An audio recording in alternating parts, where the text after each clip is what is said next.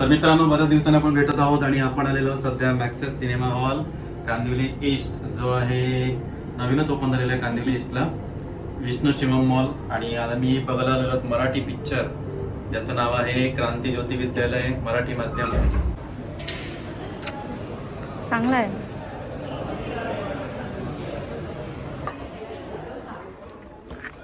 आपण एंट्री मारलेली आहे. तर या मूवीच्या माध्यमातून आपण बऱ्याच दिवसांनी नाही बऱ्याच महिन्यांनी या व्हिडिओमध्ये भेटणार आहोत आणि खूप उत्सुकता आहे.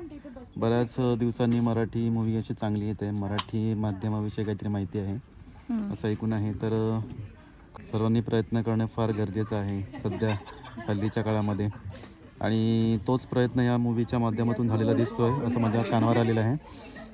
तर बघूया, लेट्स सी काय होते ते.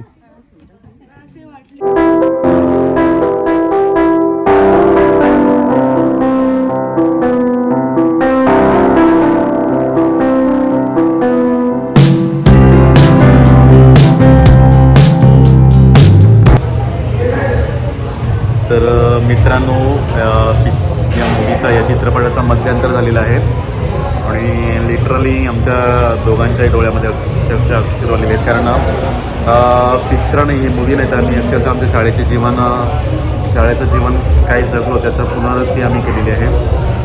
म्हणजे ज्याला आपल्या मित्रांची आठवण येते, शाळेची आठवण आहे, ज्याला आपल्या शाळेची आवड आहे, त्याच्यानंतर ज्याला आपल्या मित्रांची आवड आहे आणि आपण जे शालेय जीवन जगलो हे सगळं जर कोणाला अनुभवायचं असेल, परत अनुभव घ्यायचा असेल तर हा चित्रपट नक्कीच बघा.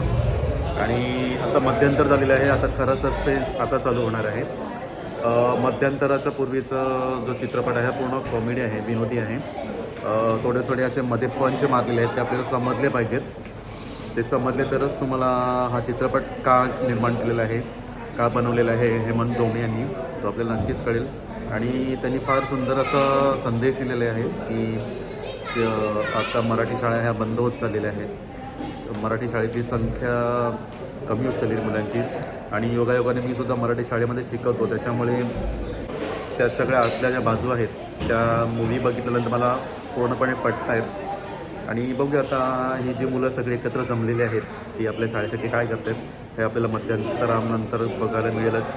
पण किती येईल यार, खरोखर म्हणजे एक हलका फुलका विनोदी असा पिक्चर आहे, पण असा हलका विषय आहे पण खूप इमोशनल पण आहे.